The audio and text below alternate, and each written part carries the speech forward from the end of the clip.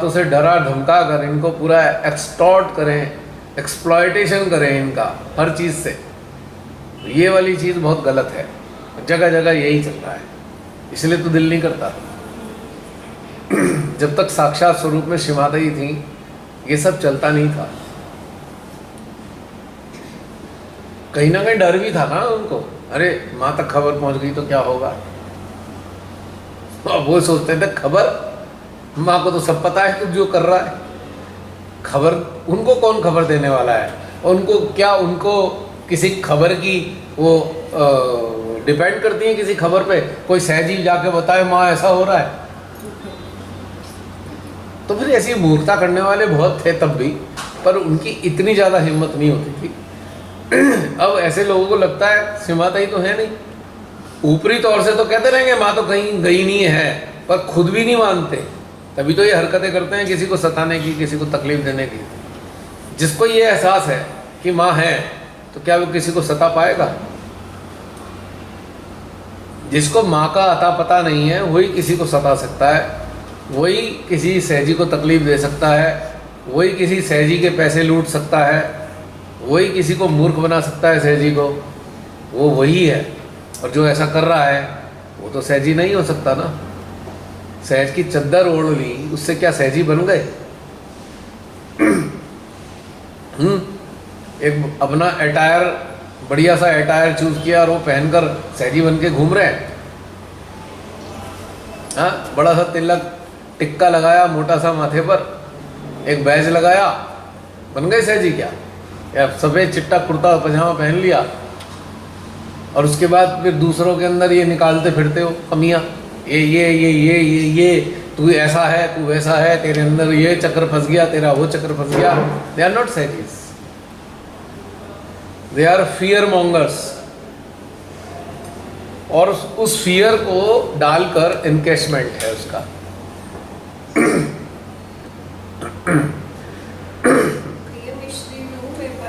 नहीं नहीं, उससे नहीं बनेगी बात इसकी। अभी कहीं चल रहा है इधर उधर, उसी का आ रहा है। भैया इतना हो सकता कि जिदा किसी के घर अग लग गई, श्री माता जी के स्वरूप ਨੂੰ कुछ नहीं होया के अग लग गई किसी ਦੇ ਸੈਜੀ ਦੇ ਘਰ ਦੇ ਵਿੱਚ ਸਾਡੇ ਹੋਇਆ ਸੈਕਟਰ 'ਚ, ਸਰੂਪ ਨੂੰ ਕੁਝ ਨਹੀਂ ਹੋਇਆ। ਔਰ ਸੈਜੀ ਜਿਹੜੇ ਵੱਡੇ ਉੱਪਰ ਜਿਹੜੇ ਮੇਨ ਹੈਡ ਆ ਉਹ ਕਹਿੰਦੇ ਜੋ ਹੋਇਆ ਚੰਗਾ ਹੋਇਆ, ਇੱਕ ਕਮਰੇ ਚੋਂ ਕੱਢ ਕੇ श्री माता जी ने कोठी देनी है। तो एक घर ਨੂੰ ਅੱਗ ਲਗਾਤੀ, ਨਵਾਂ ਘਰ ਦੇਣਾ ਤੈਨੂੰ, आग लगा के। हाँ, पूरी कोठी मिलनी आ ਤੈਨੂੰ। ਉਹਨੂੰ ਇਦਾਂ ਕਹਿ ਰਹੇ ਸੀ ਕਿ ਤੂੰ ਰੋ ਨਾ ਉਤਰੋ ਸੈਂਟਰ ਦੇ ਵਿੱਚ। वारी इंटरप्रिटेशन, कैसी कैसी महान महान बातें कर डालते हैं। ਉਹ ਵਿਚਾਰੀ ਬਹੁਤ ਜ਼ਿਆਦਾ ਡਰ ਚੁੱਕੀ ਸੀਗੀ ਅੱਗ ਦੀਆਂ ਲਪਟਾਂ ਨੂੰ ਦੇਖ ਕੇ ਨਾ। ਬੱਚਿਆਂ ਨੂੰ ਵੀ ਕੁਝ ਨਹੀਂ ਹੋਇਆ ਤੇ ਉਹਨੂੰ ਇਦਾਂ ਦਿਲਾਸਾ ਦੇ ਰਹੇ ਸੀ ਵੀ ਪਹਿਲਾਂ ਵੀ ਸੈਂਟਰ ਦੇ ਵਿੱਚ ਇਦਾਂ ਹੋ ਚੁੱਕਾ ਵਾ। ਉਹਨੂੰ ਇੱਕ ਕਮਰੇ ਚੋਂ श्री माता जी ने ਕੱਢ ਕੇ ਬਹੁਤ ਵੱਡੀ ਕੋਠੀ ਦਿੱਤੀ ਹੈ। अच्छा, इतना बोल रहे थे। अरे कुछ भी बोल दो बेवकूफ बनाने के लिए। हैं? पता भी है उनको भी कुछ नहीं क्या बोल रहे हैं। मैं एक बात अभी 2000 की बात है जी। तब चैतन्य हुआ था, तो मेरे हस्बैंड ने ना उनका दिल किया कि जब श्री माता जी की बर्थडे पूजा होती है ना, कि कुछ गोल्ड का खुद अपने हाथों से उन्होंने डिज़ाइन बनाया। कोरल्स की ऐसी माला मैंने कभी नहीं देखी। कोरल्स की माला में गोल्ड का पेंडेंट था। तो सेंटर में उन दिनों कोऑर्डिनेटर एक लेडी होती थी, तो उसको दिखाया। वो सारी लेडीज़ मतलब शॉप पे आई हमारे, आके वही जैसे ऐसे बैठी कहते, इन्होंने बताया ऐसे बैठी, पहले वाइब्रेशन है, फिर उसको देखा उल्टा पलटा, फीलिंग्स नहीं देखी किस फील से इन्होंने बनवा के श्री माता जी के लिए बेचना चाहते हैं, आपको दे रहे हैं। कहते एक ना कोरल जो खंडित है, ये मतलब डिस्कार्ड करके चले गए थे। महीना उनसे जुगाड़ नहीं बन पाया कि वो ना बर्थडे पूजा पे हमेशा गोल्ड का कुछ श्री माता जी को सेंटर की तरफ से दे कर आते थे। महीने बाद फिर वापस आ गए सब जगह, टीम की टीम शॉप पे, आप हमें वो दे दो, हम वो श्री माता जी को मतलब ऑफर करके आएंगे। तो मेरे हस्बैंड कहते ये सेज होगी है, कहते पहले मतलब मेरा दिल तोड़ गए, कितने प्यार से मैंने इतना सुंदर डिज़ाइन बना के, बट उनकी फीलिंग्स जो थी माँ ने वो स्वीकार किया, मंगवा लिया, माँ एक्सेप्ट किया। पर सेंटर के लोगों को कुछ नहीं पता हम क्या बोल रहे हैं, कुछ नहीं, बस ऐसे ही अपना प्रभाव जमाने के लिए कुछ भी बोल रहे हो। एक्चुअली उन्होंने अपने आप को अथोराइज्ड मान लिया। सेंटर का मतलब अथॉरिटी मिल गई हमें, हम किसी को भी मूर्ख भी बना सकते हैं, हम कुछ भी बोल सकते हैं, जो हमारे मन में आएगा बोल दिया, अता पता हमें है नहीं कुछ, बस कह दो कुछ ना कुछ, सामने वाले को डिग्रेड करना है, कुछ भी कर लो डिग्रेड करना है। सबसे पहला टारगेट है डिग्रेडेशन, तभी वो उसकी गर्दन काबू में आएगी हमारे क्योंकि ये सारा गड़बड़ बहुत ज़्यादा है। पूजा में माँ की पूजा होते हैं ना,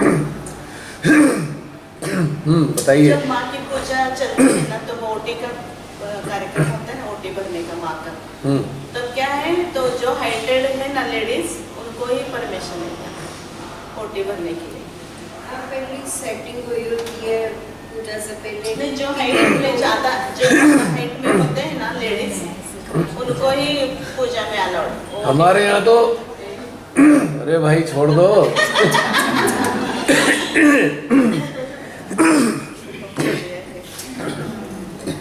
अभी क्लियर हो जाएगा, बहुत तगड़ा वाला आया हुआ है। एक्चुअली सेंटर्स में क्या होता है, जो भी वो एक्टिविटीज़ वाली होती है ना, जिसे कहते हैं इम्पोर्टेंट एक्टिविटीज, वो देखते हैं अमीर कौन है, उसको दिया जाएगा, अमीरों को दिया जाएगा। जो पैसे से बहुत अमीर होगा वही माला चढ़ाएंगे श्री माता जी के फोटो पे। कैसा ट्रेंड है देखो आप। तो यहाँ पर सत्य आपको कहाँ मिलेगा, ऐसे सिस्टम में, ऐसी कलेक्टिव में आपको सत्य कहाँ मिलेगा। हाँ, अगर आप सेंटर में केवल श्री माता जी से जुड़े हो तो सब कुछ मिलेगा, लेकिन यदि आप सोचते हो इस कलेक्टिव का आनंद ले लो तो वहाँ तो कुछ और कहानी है। कलेक्टिव में वो आनंद कहाँ से मिलेगा, जो कलेक्टिव बायस है, जो ये मान के बैठ गए कि भैया ये अमीर लोग ही माला चढ़ा सकते हैं, तो कलेक्टिव का सेटअप क्या है, उसमें कुछ भी नहीं है। कलेक्टिव में जान कहाँ है, हृदय विहीन कलेक्टिव है ना, जहाँ हृदय नाम की चीज़ नहीं है।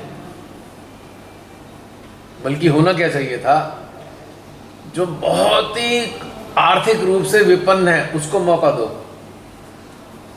श्री माता जी के फूल चढ़ाने का। सच्चाई बता रहा हूँ मैं। क्यों, सारे सहजी बैठे हैं, वो विपन्न है, सबका प्रेम उसको मिलेगा तो उसकी बहुत सारी चीज़ें ठीक होंगी। महालक्ष्मी भी तो है ना श्री माता जी, लक्ष्मी भी है, महालक्ष्मी भी है। महालक्ष्मी है सीकर्स के लिए और लक्ष्मी है संसारिक रूप से जीवन जीने के लिए, संसारिक अभावों को समाप्त करने के लिए, संतोष प्रदान करने वाली। तो सबसे जो विपन्न कंडीशन में आर्थिक रूप से सबसे डाउन है उसको लाओ ना, ताकि वो अपने अंदर एक अच्छा महसूस कर सके। देखो माँ ने मुझे इतना अच्छा मौका दिया है, वो तो बेचारा इन्फिनिटी कॉम्प्लेक्स का पहले ही मारा है, उसकी इन्फिनिटी को हटाओ ना सारे मिलके। ऐसे लोगों से तो गुलामों की तरह काम लेते हैं सेंटर्स में। कह तो रहा हूँ मैं, क्योंकि उन्हें कहा है छोड़ो इसे, तो बस ये कहो वो सामान ढोता रहे, दरी बिछाता रहे, और सेठ जी आएंगे, आओ आओ आओ, गाड़ी से उतरेंगे, आइए आइए आइए आइए आ जाओ, माँ का ये कर दो, माँ का वो कर दो। इन्होंने तो ऐसा कभी कहा ही नहीं है ना, जो हाइट लोग हैं उन्हीं आओ पूजा के लिए, ओटी भरने के लिए। जो हाइटेड लोग हैं, सेजी हैं, बहने हैं, तो ये सब देख के भी तो मेरा हृदय बड़ा खट्टा हुआ।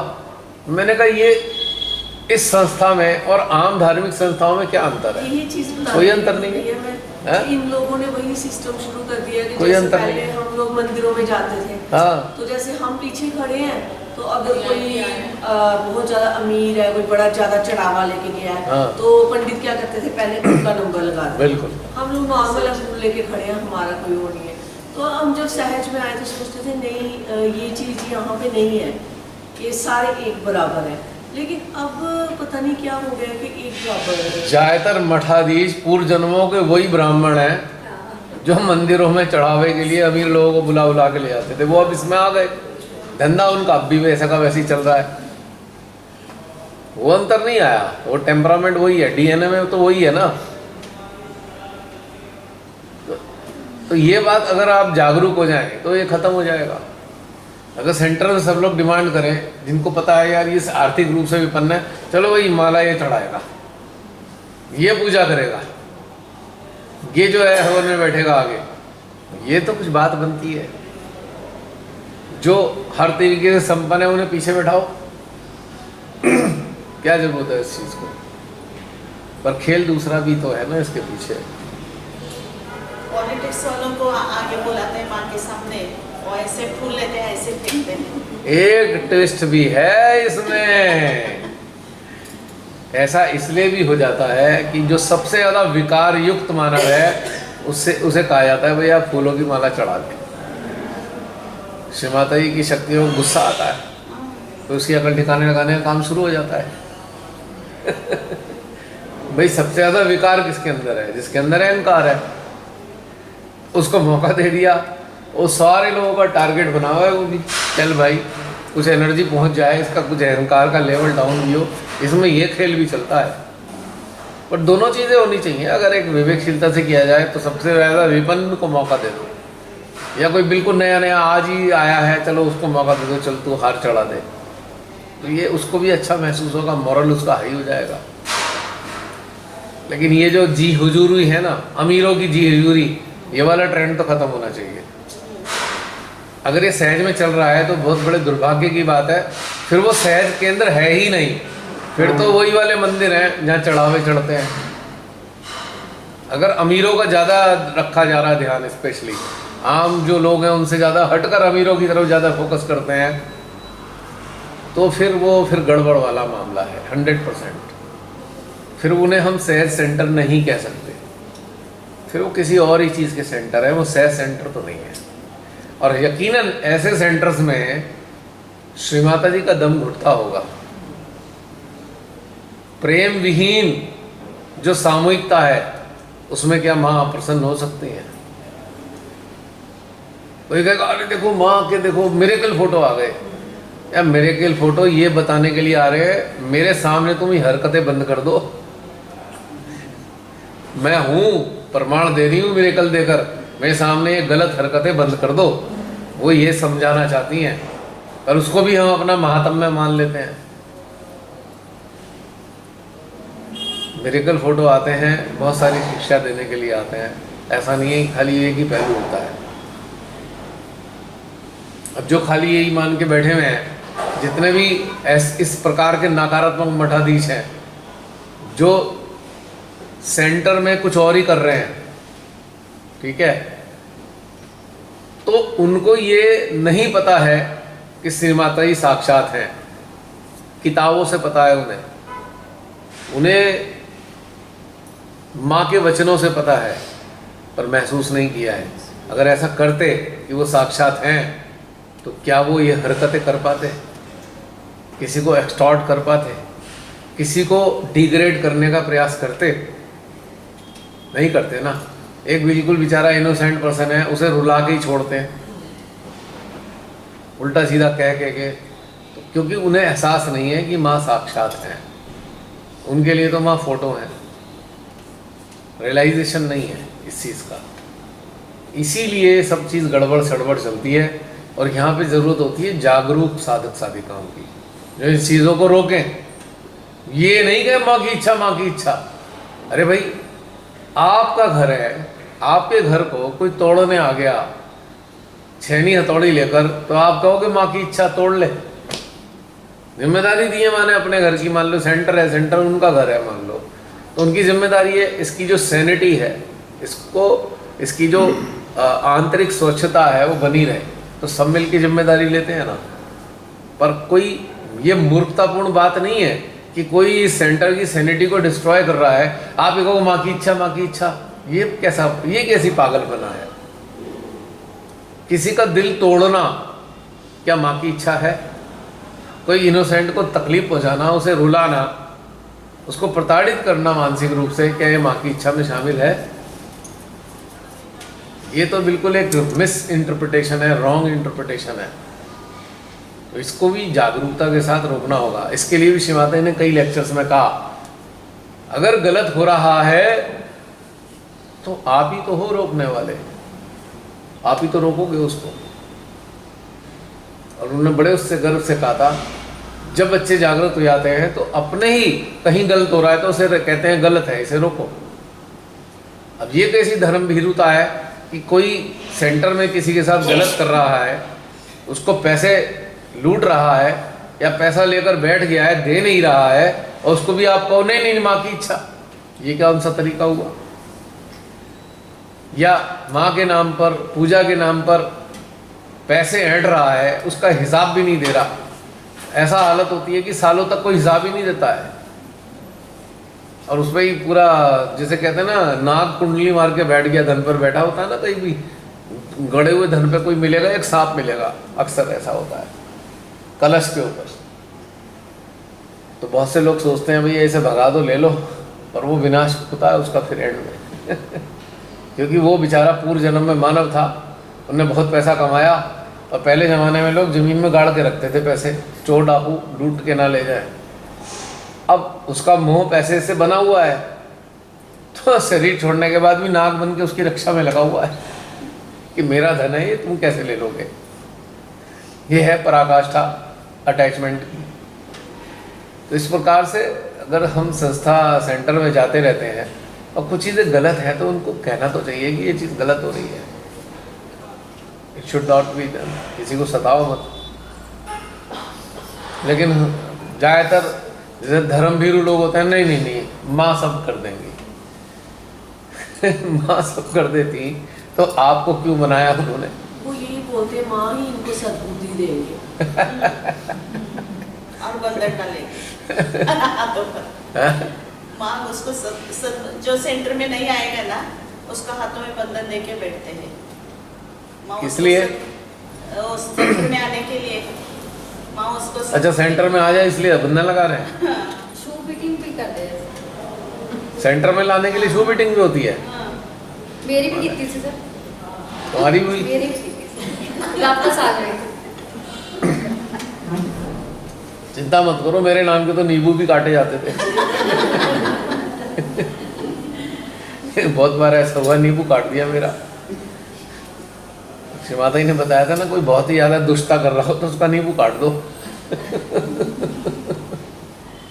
तो क्योंकि वो उन्हें लगता है कि भैया ये हमारे सहजी जो हैं इनकी बातें को सुनकर अच्छा महसूस करते हैं और हमारे से हटते जा रहे हैं, तो नींबू काटो। ये फिर तो ये प्रूफ हो गया ना, हम सब जो भी यहाँ बैठे हैं सब लोगों को इन्होंने सताया, गलत कहा। हाँ, तो सत्य को कोई डिस्ट्रॉय नहीं कर सकता। असंभव हो गया ना, फिर ये सुनना चाहिए उनको जो है जिन्होंने ऐसा किया। उनकी मर्जी होगी, सुन लेंगे।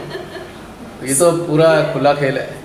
सुनते होंगे तभी तो पता चलता है कौन सा। हाँ सुनते भी होंगे, अंदर अंदर बड़ा भभकते होंगे कि देखो कैसे एक्सपोजर हो रहा है हमारा इसीलिए तो वो लिस्ट में नाम डाल देते हैं मेरा, कुगुरु। हमारे भी आने अभी मैंने किसी ने मेरे को लिस्ट भेजी, उसमें 15-16 नाम थे। आपके पास भी तो आई, मेरा नाम भी लिखा था उसमें कुगुरु की श्रेणी में। लेकिन आपके नाम के आगे उन्होंने श्री लगाया हुआ है।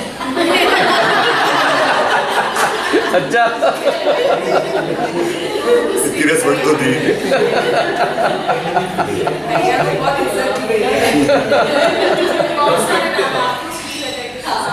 अच्छा जानते बोलती हैं कि आप सत्य पे खड़े हो गए, पर एक्सेप्ट नहीं कर रहे। वो सबको पता है। अब एक्सेप्ट ना करना उनकी हेडेक है, this is not my problem. मुझे उसमें भी कोई अटैचमेंट नहीं है, कौन क्या कहता है, जिसका जो दिल करे वो कह लो, I have no problem at all. मैं तो दोनों ही तरीके से, मुझे मनोरंजन होता है, मेरा एंटरटेनमेंट होता है इस चीज़ का। बैठे हुए मनोरंजन में बैठ के मनोरंजन का आनंद ले। कष्ट इस बात का है ना कि वो सत्य जो है, जो सही बात है, वो बर्दाश्त नहीं हो सकती, तो उसको ढकने के लिए 1000 प्रपंच कर लो। उनकी इम्पोर्टेंस खत्म होती है। अब अब जो सही है, अगर जो ये दूसरे ये जो लीडर्स है हाँ, और इनको अगर कोई आपको तो इतना ये सब बोल दिया तो आप वो कर दिया, उनके ऊपर एक हल्का सा बिल्कुल, उंगली भी तो उठा बर्दाश्त नहीं दो होता। तो वो उंगली क्या वो हाथ तोड़ने के हाँ, लिए जो है बिल्कुल, तैयार हो जाए। तो ये मतलब बड़ा जबरदस्त उनका इम्पैक्ट बहुत जबरदस्त होता है। और जो नाम भी ले लो तो भड़क जाते हैं बिल्कुल। ट्रुथ है वो उसके ऊपर वो ऐसे हंस देता है, वो अगर अच्छा मेरे ऊपर कर रहा है तो मुझे लगता है ये तो खुद ही कर मुझे तो रियली बहुत मजा आता है। बड़े सारे नाम दे रखे हैं। किसी ने कहा मैं तांत्रिक हूँ, मैं शमशान घाट में जाके साधना करता हूँ, किसी ने कहा मैं हवन कराने के पैसे लेता हूँ, किसी ने कुछ, किसी ने कहा अपनी फोटो की पूजा कराता हूँ मैं, किसी ने कहा हाथ जो है अपनी तरफ कराता हूँ मैं। बड़े सारे कॉम्प्लीमेंट मिलते हैं। किसी ने ये भी बोला कि आप जैसे यहाँ बैठे हैं वहाँ का ऑल्टर साथ में, तो वहाँ के ऑल्टर के साथ बैठे मतलब कुछ चेयर लगा के, तो मैं उस दिन अपनी तो मैं दीदी कहाँ से- जाऊँ? मैं माँ की गोद में ना बैठूं, कहाँ जाऊँगा? मैं उस दिन ये चीज़ सोच रही थी कि मैंने एक वीडियो देखा था जिसमें शिव माता जी स्टेज पे बैठे थे, तो उनके साथ ही एक साइड पे चेयर लगी थी, उसमें शायद उनके ब्रदर हैं जो वो हम बैठते ही थे वो तो हमेशा। वो भी तो वहाँ के बच्चे ही हैं। हाँ, हाँ, वो तो- भी तो उनके साथ ही तो बैठे थे। हमेशा ही बैठते थे जब हाँ भी जी, होता था, हाँ जी। कुछ ना कोई ना तो कोई बैठा जब होता था। मैंने देखा तो मैंने कहा कि इतनी सी बात के लिए अब यहाँ भी मैं इस कोने में बैठा हुआ हूँ, अल्टार इधर है, वहाँ थोड़ी लगा के हर जगह आप देख लेना कहीं एक साइड में बैठता हूँ मैं। अब इतनी भी विवेकशीलता नहीं है तो उसका कुछ नहीं हो सकता। फिर कहाँ बैठूं आप बताओ? आप लोगों से बातचीत भी करनी है, तो क्या ये पीठ करके आपसे बात करूं? है मैं पीठ करके बैठूं? हाँ रितु, तो ये कहाँ देखूं मैं?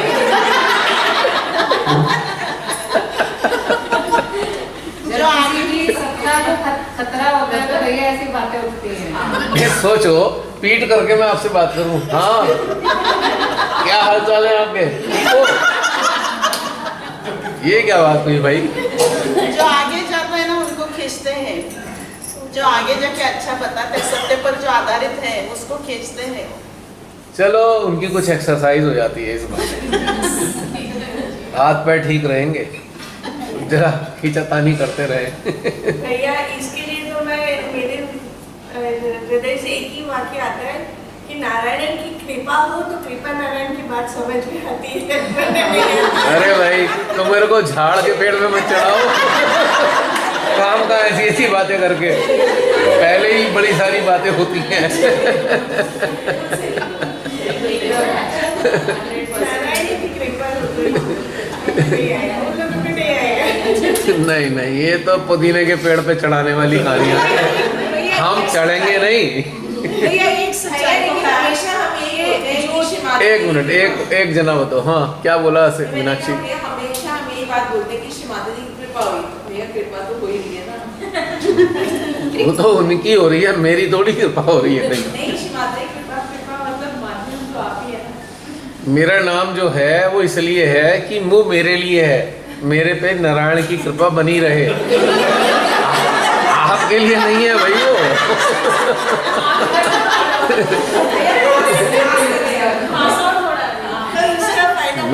मेरा जो प्रारब्ध होगा, जो जिन्होंने बड़े ऊंचे दर्जे के लोगों ने नाम रखा, जो बड़े ऊंचे दर्जे के एक साथ वो थे, इंसान मनुष्य के शरीर में थे, उन्होंने मेरा नाम रखा था। उन्होंने देखा होगा पूर्व प्रारंभ में कितने निकृष्ट कार्य करके आया है, तो चलो कम से कम इसका नाम ही रख दो ऐसा कि उस पर परमात्मा की कृपा बनी जाए।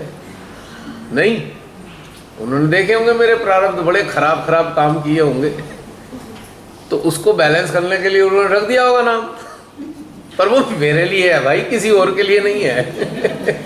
इस नाम का प्रभाव केवल मेरे लिए है। This is not for collective.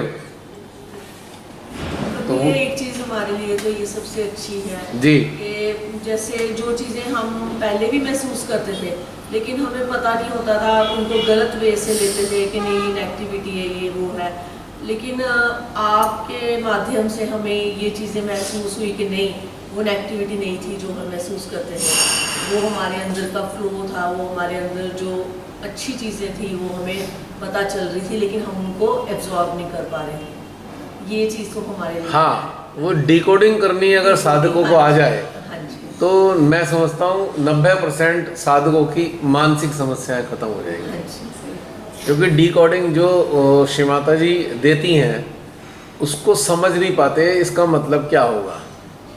तो उसके बाद क्या होता है, उन्हें लगता है हमारा हार्ट पकड़ गया, हमारी विशुद्धि पकड़ गई, हमारा आज्ञा पकड़ गया। अब कई बार ऐसा होता है कि जब आप आनंद की स्थिति में आ रहे हो, आप गहन ध्यान में हो, तो आपके फोरहेड पे ऐसे दबाव पैदा होने लगता है, खिंचाव और दबाव सर्कुलर फॉर्म में, यहाँ माथे पे ऐसा लगता है कोई चीज़ घुस रही है, इसमें दबाव डल रहा है।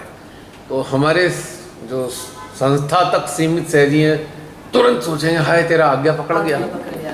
अब वो ब्लेसिंग मिल रही है, आज्ञा को खोलने का घटनाक्रम चल रहा है और उसको मान के क्या बैठ गए, आज्ञा पकड़ गया। अब एक और इसमें ट्विस्ट है कि हमने असेसमेंट गलत कर लिया। जो सत्य आपको महसूस हो रहा है उस सत्य को हमने नेगेटिविटी मान लिया। अब आपका स्वाधिष्ठान गए हो रॉन्ग असेसमेंट के कारण। समझ रहे हैं? जो एनर्जी कोड्स आपको मिल रहे थे, एनर्जी कोड्स कह सकता हूँ मैं इन्हें, एनर्जी कोड जो आपको मिले आपने उसे मिस इंटरप्रेट किया और उसको आप बाधा के रूप में मान के बैठ गए। अब चूंकि डिवाइन के पास एक ही सिस्टम है आपको समझाने का, बताने का, कम्युनिकेट करने का, वो है फ्रीक्वेंसी ऑफ एनर्जी और with intensity of energy. Intensity और फ्रीक्वेंसी दोनों साथ साथ साइमल्टेनियसली आपको मिलकर समझाना चाह रही हैं। पर लिमिटेड साधक साधिकाएं जो केवल सेंटर तक सीमित हैं, जो बस वहीं पर जाकर करते हैं, बाकी अपने अंदर उतरने के लिए इंडिविजुअली कभी प्रयास नहीं किया, वो इसको मिस इंटरप्रेट करते हैं बाधा के रूप में।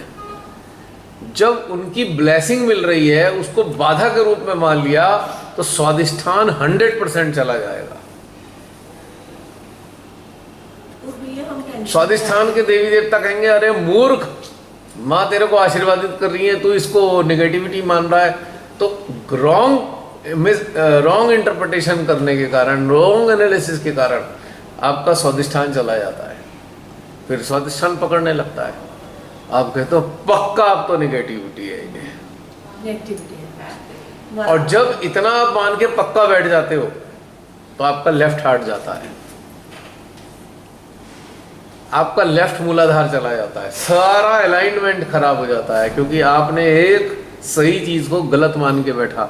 और ये मैक्सिमम यही होता है, क्योंकि सेंटर्स के अंदर कोई भी ये बात बताने वाला मिलता ही नहीं। ये जो एनर्जी कोड्स आ रहे हैं इनको डीकोड करके बताने वाला कोई नहीं है, प्रैक्टिस कराने वाला कोई नहीं है। एनर्जी कोड्स को कैसे हम महसूस करें, उनको कैसे समझें, सिस्टम पे कैसे जाने, तो कोई नहीं बताएगा। तो क्या होगा, अधकचरा सहज साधक तैयार हो रहा है जो 24 घंटे डरा हुआ रहता है, जो ब्लेसिंग को भी निगेटिविटी मान के चल रहा है। ये गड़बड़ हो रही है बहुत ज़्यादा।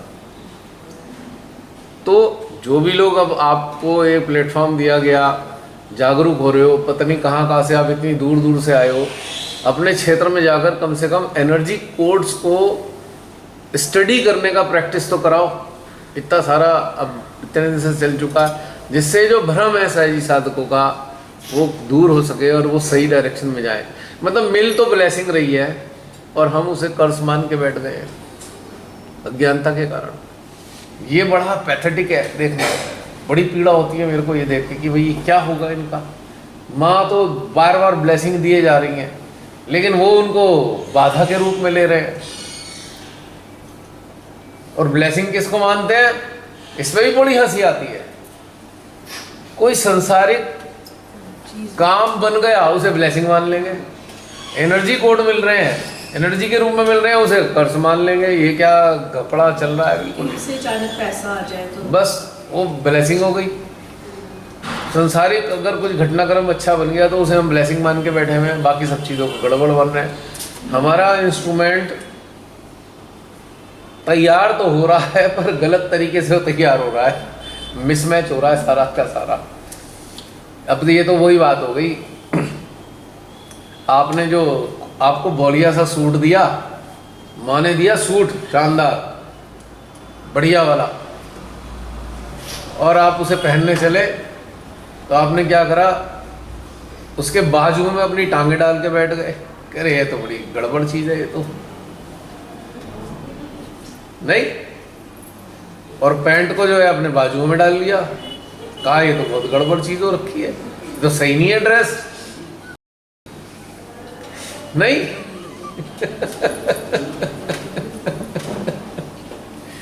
तो ये गड़बड़ हो रही है, वो जो दे रही हैं उसे गलत डायरेक्शन में ले गए और दुखी हो रहे हैं, भाई ये क्या हो गया, हमारे तो हार्ट चल। सबसे पहले फोन आएगा किसी से जी का, तो सबसे पहले उसका दुखी होकर गया, भैया मेरा तो हार्ट पकड़ रहा है। हैं क्या हुआ, कैसे, अच्छा मुझे बताओ पकड़ कैसे रहा है। नहीं वो पकड़ रहा है। अरे मैंने कहा मुझे एक्सप्लेन करो, सिम्टम्स लक्षण तो बताओ। जब वो लक्षण बताते हैं मुझे बड़ी हंसी आती है। मैंने कहा लड्डू बांट दो, हार्ट खुलने का प्रोसेस हो रहा है ये, और आप इसे बैठ रहे हो पकड़ के और दुखी हुए पड़े। पता लगा भैया 6 महीने से ऐसे चल रही है, तो 6 महीने तो उन्होंने अपना कांड कर ही लिया ना गलत सोच के, और किससे गलती से पूछ भी लिया तो वो भी उससे ही मान है, अरे हार्ट पकड़ गया है, तो अब तो उसके अंदर बैठ गया, तेरे हार्ट ही पकड़ा हुआ है अब तो। जैसे भैया हार्ट से मैं बताती हूँ, अभी जो इन दिनों में जैसे ये चल रहा था ना यहाँ का वर्कशॉप का, तो मैं इतनी ज़्यादा मतलब कि खुश रहती थी, इतना वैक्यूम बन रहा था हार्ट में। एक दिन मैं इनको बोल रही थी मुझे इतना ज़्यादा वैक्यूम बन रहा है, मुझे ऐसे लग रहा है मुझे हार्ट अटैक आ जाएगा। ये लो हमारी बहन भी कमा है। ये मुझे कह ले नहीं हार्ट अटैक मत लाना। वो गाना है ना, मुझे खुशी मिली इतनी कि मन में ना समाए, पलक बंद कर लूं कहीं छलक ही न जाए। पलक बंद कर लूं कहीं छलक ही न तो जाए। जो एनर्जी है, एनर्जी कोड्स को गलत तरीके से एक्सप्लेन करना, गलत तरीके से अपने अंदर एड्रेस करना बहुत बड़ी बाधा है। इसके कारण चक्कर पकड़ते हैं, इसके कारण ही चक्कर पकड़ते हैं। नहीं, आप अगर सत्य को झूठ कहने लगोगे तो क्या होगा, चक्कर पकड़ेंगे या खुश रहेंगे? वो सारे देवता नाराज हो रहे हैं, अरे मूर्ख तू सत्य को झूठ कह रहा है। तो ऐसा बहुत गड़बड़ सड़बड़ होने लगती है ये बहुत ही। तो इसके लिए अगर आप लोग जागरूक हो रहे हैं तो जो भी आपके संपर्क में आते हैं उनको प्यार से गाइड करो, उनका हौसला बढ़ेगा, उनको कॉन्फिडेंस आएगा। क्योंकि संस्था तक सीमित होकर रह गए और संस्था में भी क्या हो रहा है वो उनके लिए बड़ा सीन खराब है। सेंटर्स अगर हैं तो वो बुरे नहीं हैं, पर समस्या गड़बड़ वहाँ ये होती है जो उनको चला रहा है, क्या वो एफिशिएंट है? अरे किसी को अगर इतना भी अगर कर देना कि साधारण से अगर सेंटर में केवल इतना सा ही कर दो, अगर कि भाई ठीक है सब लोग ये रही माँ और ये रहे आप, बस इस माँ से बातचीत कर लो और हम हट जाते हैं, तो इससे भी काम बन जाएगा। क्योंकि कम से कम उससे तो इंटरेक्ट करेंगे। ये जो एड्रेस करते हैं ना, ये हो गया और वो हो गया, ये कर लो, उससे बहुत गड़बड़ हो रही है। भाई आप हट जाओ ना बीच में से। अगर कुछ नहीं समझ में आ रहा है आपके तो बोलना बंद कर दो, केवल इतना करो कि माँ ये बैठी, ये आप हो और ये माँ है, अब आप बातचीत कर लो आप आपस में, तो बात बन जाएगी अपने आप ही। तो क्या करें, माइक के बाहर हाथ में आ जाए तो माइक छूटता नहीं है ना। बस प्रॉब्लम माइक में नहीं है। और एक मैंने माइक में फेविकॉल नहीं लगा हुआ है। एक नया मैंने ग्रुप पर देख लिया है जी।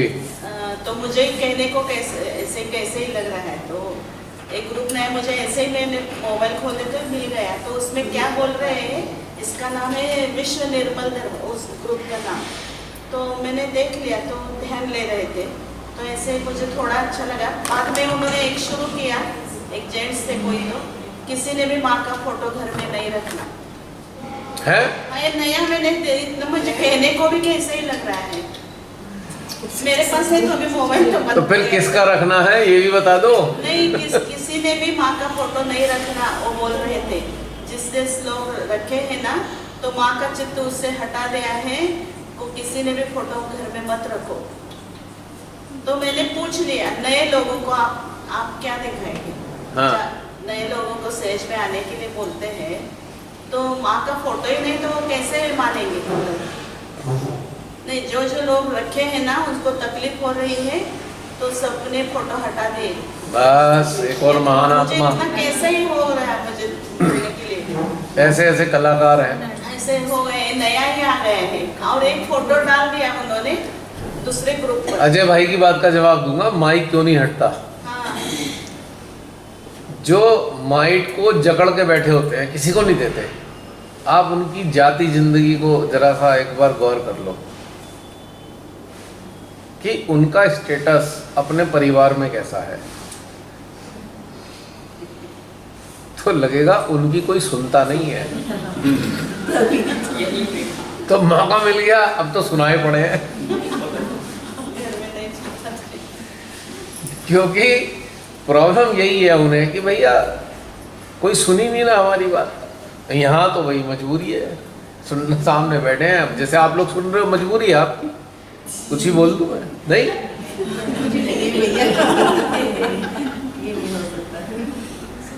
तो ऐसा है ना कि इसलिए हो जाता है कि भैया, और फिर क्या करेंगे, घर वालों पे शान दिखाएंगे, देखा मैं कोऑर्डिनेटर हूँ, अब देख लो मैं वहाँ पे तो ये हूँ, अब तुम लोग मेरी बात नहीं सुनते। तो वहाँ भी एक सपोर्ट सिस्टम लेने की कोशिश कर रहे हैं। ज़्यादातर लोगों की ऐसी स्थिति है, कोई सुनता नहीं है। घर के लोग ऐसे लेंगे, यार ये फिर शुरू हो गया, छोड़ो चलो भैया निकल लो। क्योंकि उन्होंने क्या किया, नए नए जुड़े, अब सूखा सूखा ज्ञान दे रहे हैं, उसमें रस तो है ही।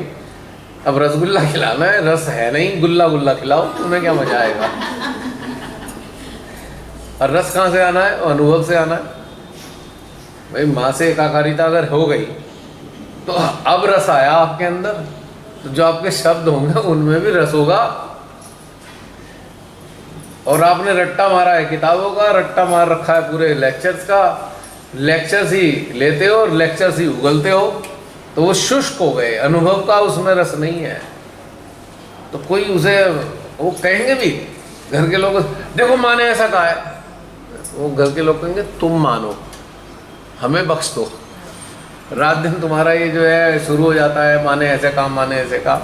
अरे भाई खुद तो तुम्हारे अंदर कोई लक्षण तो दिख नहीं रहे हैं, लक्षण कहीं से कहीं तक नजर आ नहीं रहे कि माँ जो कह रही है उसका इम्प्लीमेंटेशन तुम्हारे अंदर हो रहा है।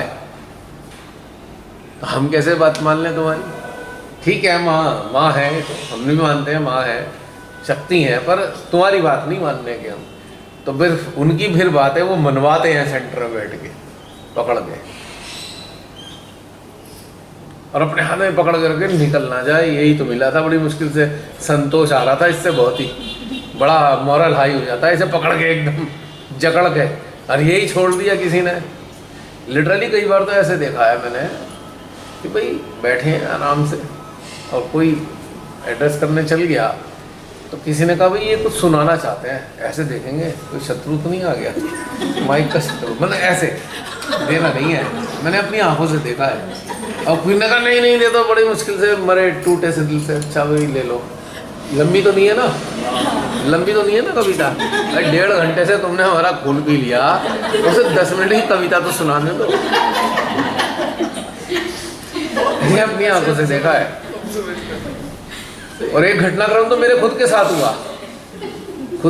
एक घटनाक्रम मेरा। किसी कहाँ की बात है, किसी कलेक्टिव की बात है, रायवाला में सेमिनार हुआ, तो वहाँ पे उन्होंने शायद डॉक्टर राजेश थे या दीपक वर्मा, तो उन्हें अपॉइंट कर दिया गया दीपक वर्मा को रायवाला में 2007 रायवाला, कि भाई आप जो है ना जो लोग बताना सुनाना चाहते हैं उनकी लिस्टिंग कर लो। तो मेरे को भी फीलिंग आई, मेरी एक अनुभूति थी, श्री माँ कहाँ रहती हैं, अगर आपने पढ़ी हो। तो मैंने कहा भाई मैं सुनाना चाहता हूँ। जगपाल जी भी बैठे हुए थे वहीं बराबर में, जगपाल जी थे, इधर दीपक वर्मा थे। अब पूरी सामूहिकता थी, 5-6 हज़ार लोगों की शायद सामूहिकता होगी। तो मैं वहाँ चला, मैंने अपना वो सुनना मतलब पढ़ना शुरू किया, बहुत मज़ा आने लगा सबको। तो उसके बाद दीपक वर्मा को बड़ा कष्ट हुआ, फट से माइक बंद कर दिया। मैं खड़ा रहा, मैंने कहा दीपक जी जरा माइक तो चालू कर दो। ऐसे हो गया उनका हाथ, जैसे उन्हें चोरी करते हुए पकड़ लिया हो। फिर जगपाल जी बैठे थे, अरे भाई चालू कर दो माइक।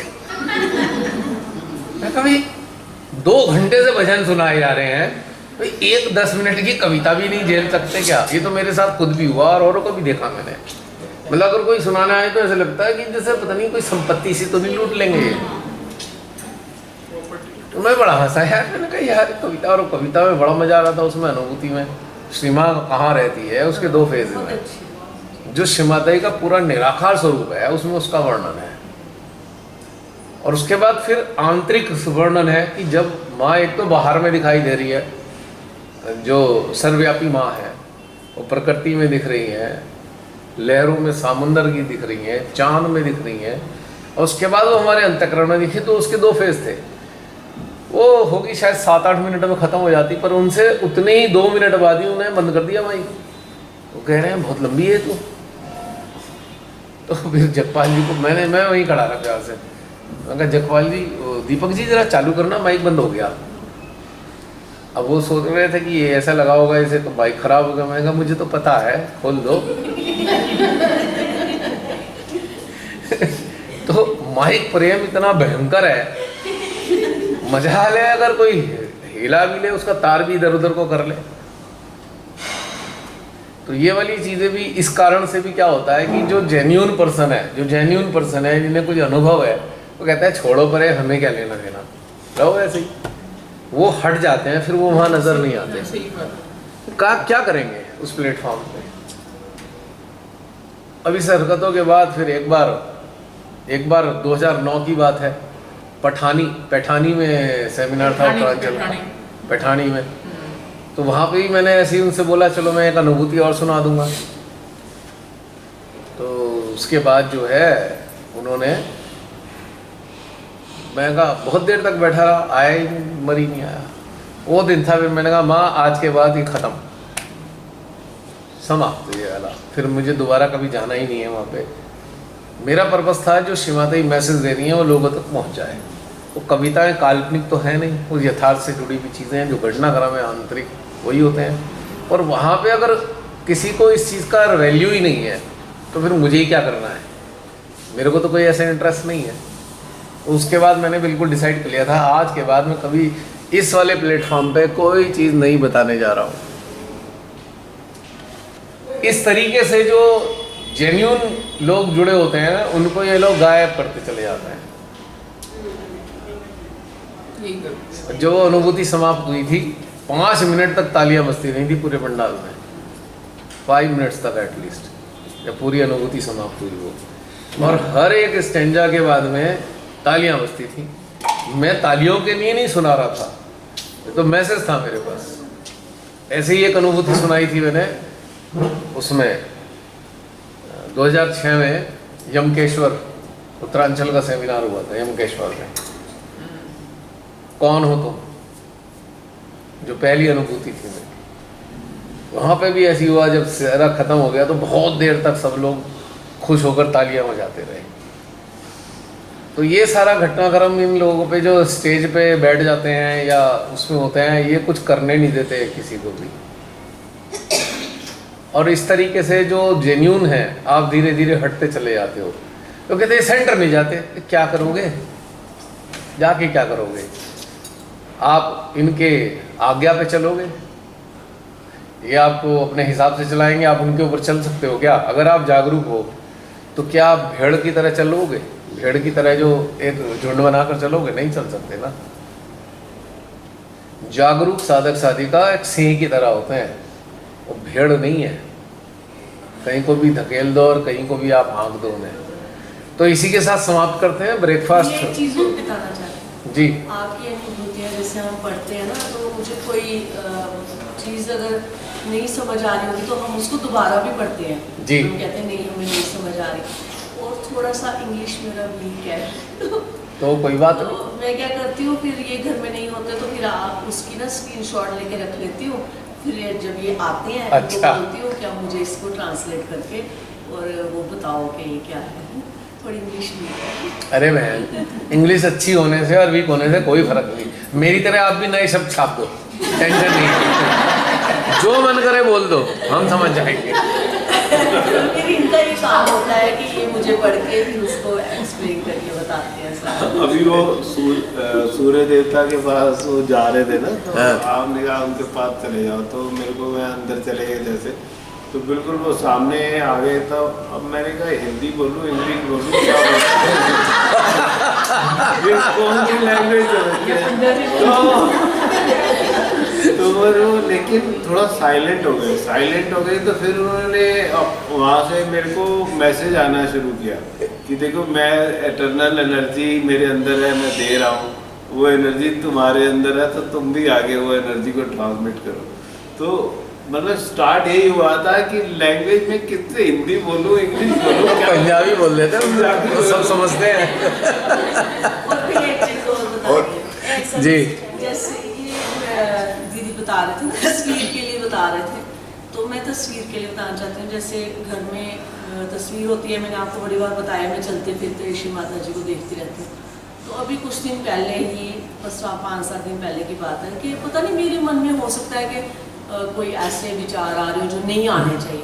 तो मैं जैसे ही ऑल्टर के सामने हुई ना, तो मुझे ऐसे लगा कि शिव माता जी मुझे गुस्से में देख रहे हैं। कि फिर क्या हुआ, जैसे ऐसे ऑल्टर ऐसे लगा है, थोड़ी सी ऐसी दीवार है, फिर मैं ना ऐसे करके देखूँ कि वाकई माँ मुझे गुस्से में, फिर लगा नहीं गुस्से में, फिर मैं ऐसे करूँ, फिर उसको दोबारा से ऐसे देखूँ तो मुझे ऐसे लगे कि माँ मुझे गुस्से में। मतलब इतने ज़्यादा हम लोग माँ के एक्सप्रेशंस फील करते हैं अपने अंदर कि नहीं, वो जब खुश होते हैं तो वो हमें कहते हैं कि नहीं हंस रहे हैं, जैसे खुश हो रहे हैं। तो मैं बार बार ऐसे करके देख रही हूँ कि वाकई में माँ मेरे से नाराज़ हो रहे हैं कि मैंने ऐसे किया है, तो एकदम से वो चीज़ अंदर से निकल जाती है। देखिए एक सिंपल बात बताऊँ, ये शिवादाई का जो चित्र है, इसमें ह्यूमन के जितने भाव हैं सब है इसमें। सब इसमें एग्जिस्ट करते हैं। आप जिस भाव में होंगे वो रिफ्लेक्ट करेगा भाव। जिस photo is just like a mirror, आपके अंदर जो चल रहा है वही रिफ्लेक्शन आएगा। ये चीज़ हुई है। इससे मुझे यही लगता है कि पहले हम अपने से नहीं जुड़े थे, जी। अपने से जुड़ के खुद को जानने के बाद हम परमात्मा के भी हर एक एक्सप्रेशन को जो है ना फील कर पाते हैं।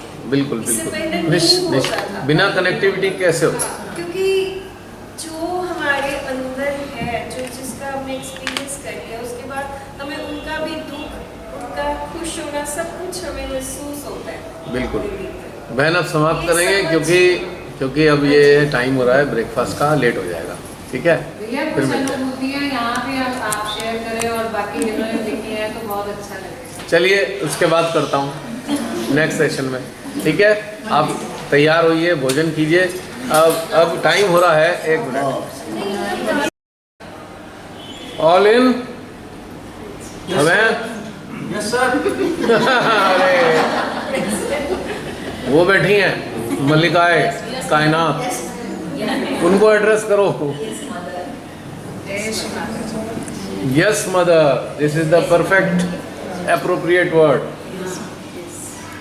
क्योंकि उन्होंने ही बुलाया है, उन्हें ही एड्रेस कर रही हैं और उन्हें ही एड्रेस करना है हमें। खाना वाना अच्छे से खाया? खूब खा रहे हैं। वेट करके आए थे, भोजन करके आए थे। एक लॉजिकल चीज़ बता रहा हूँ मैं, ऐसे ही नहीं पूछा। कभी सेमिनार इसमें आया वर्कशॉप में, तो एक स्केल नाप तोल करके लिख के आ जाएं, आज की तारीख में इतना है। जब वापस जाएं तो 2-3 किलो बड़ा मिलेगा। घर वालों को दिखाना, देखो सही जगह गए थे, इसीलिए बढ़ के आया है। कष्ट में होते तो घट के आते नहीं। पर जो वजन बढ़ा हुआ होता है वो खाने का नहीं होता है, वो आनंद का होता है। करेक्ट। जब प्रसन्नता होती है, एक बायोलॉजिकल यूनिट की एक खासियत है, जब किसी की चेतना प्रसन्न है तो जितने सेल्स हैं वो भी प्रसन्न है, तो आपका मेटाबॉलिज्म रेशो फास्ट हो जाएगा, बढ़िया हो जाएगा, बैलेंस हो जाएगा, गड़बड़ सड़बड़ नहीं आएगी। क्योंकि जब हम नकारात्मक चिंतन करते हैं, नेगेटिव थिंकिंग करते हैं, तो सबसे बड़ा जो दुष्प्रभाव है वह हमारे मेटाबॉलिज्म पर पड़ता है। आपने गौर किया, गैस्ट्रिक ट्रबल, कॉन्स्टिपेशन या IBS, इरिटेबल बाउल सिंड्रोम या लूज मोशन, ये सारा मेटाबॉलिक सिस्टम का इम्बैलेंस बताता है। लेकिन जब आप प्रसन्न हैं तो सारी चीज़ें ठीक रहती हैं। पर मैंने एक सरप्राइजिंग चीज नोट करी है जी कि जब आप खुश होते हैं तो आप ज्यादा खाते हैं। हाँ, नहीं, लेकिन आपका वेट बढ़ गया, लेकिन आपका शरीर इतना हल्का हो जाता है, लगता है वेटलेस है। पता नहीं, सरप्राइजिंग चीज है, वेटलेस बोझा मन में बढ़ गया था तो आप ढो रहे थे। ये टेंशन में शरीर हल्का हो जाता है बिल्कुल। कई लोग टेंशन में भी बहुत खाते हैं। दोनों में ही है, खाते हैं नहीं खाते हैं। जितने भी डिप्रेशन के पेशेंट मिलेंगे ज्यादा खाएंगे। वो सुबह शाम तक कुछ ना कुछ खाते हैं, क्योंकि अपनी मनोदशा को बैलेंस नहीं कर पा रहे। तो बैलेंस का जो बहुत ही प्रिमिटिव स्टेटस है, प्रिमिटिव स्टेटस इसलिए कह रहा हूँ कि एक छोटा सा बच्चा होता है, अगर आप देखो कि 2-3 साल के बच्चों को देखो, आप उन्हें कुछ ना कुछ देते रहो, वो खाते रहेंगे। कभी देखना वो ये कहेंगे नहीं खाना। कभी टॉफ़ी दे दी वो खा गए, चॉकलेट दे दी वो खा गए, पेस्ट्री दे दी वो खा गए, पिज़्ज़ा दे दिया वो भी खा गए। आपसे ज़्यादा डाइट होती है बच्चों की, क्योंकि उनके पास माइंड का बर्डन नहीं है और उनका मेटाबॉलिज्म बहुत ज़्यादा फास्ट होता है। इनोसेंस जब आपके अंदर स्टेब्लिश होने लगती है तो आपका मेटाबॉलिक रेशो जो है बेटर हो जाता है, और उसके बाद जो शरीर में खाते हो वो लगता भी है।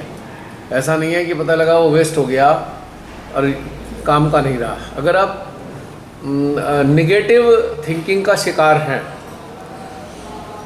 आप कितने भी अच्छी चीज़ें खा लो, कितने विटामिन्स ले लो, एंजाइम्स ले लो, प्रोटीन ले लो, कैल्शियम खा लो, विटामिन डी खा लो, शरीर को लगेगा ही नहीं। और जब आप प्रसन्न होंगे, आप सूखी टिक्कड़ भी खाएंगे वो भी लग जाएगी। सुबह विटामिन डी बहुत खाया। हाँ, सुबह विटामिन डी बहुत खाया। विटामिन डी जनरली सबको ही खाना पड़ता है सूरज की रोशनी से। क्योंकि हम सब लोग अब हम शेड में रहते हैं। पहले हम सब लोग बाहर रहते थे, पिछले जीवनों में खेती करते थे, हम सब लोग बाहर फील्ड में रहते थे, तो कहाँ विटामिन डी डेफिसिट हो सकता था। अब तो अंदर ही रहते हैं, 5 मिनट के लिए धूप में जा ही नहीं पाते, बर्दाश्त ही नहीं है। सुबह यही बैठे चले गए। तो डेफिसिट होता जा रहा है बॉडी में, तो आपको खाना पड़ेगा, ओरली आपको लेना पड़ेगा विटामिन डी। विटामिन डी नहीं लिया तो कैल्शियम एब्जॉर्ब नहीं होगा, आपकी बॉडी, आपकी बोन्स ऑस्टियोपोरोटिक हो जाएंगी। तो इसको बैलेंस करने के लिए ओरली लेना पड़ता है। लेकिन जब आप प्रसन्न रहने लगते हो तो बहुत सारे तत्व तो ऑटोमेटिकली बैलेंस हो जाते हैं, आपको कुछ करना ही नहीं है। आप खुश रहते हो तो पानी भी घी की तरह लगता है। हाँ। और आप दुखी रहते हो तो घी भी पानी की तरह हो जाता है, बेकार हो जाता है, कुछ नहीं लगता ना शरीर को। क्योंकि जो ब्रेन है, ब्रेन मास्टर है शरीर का।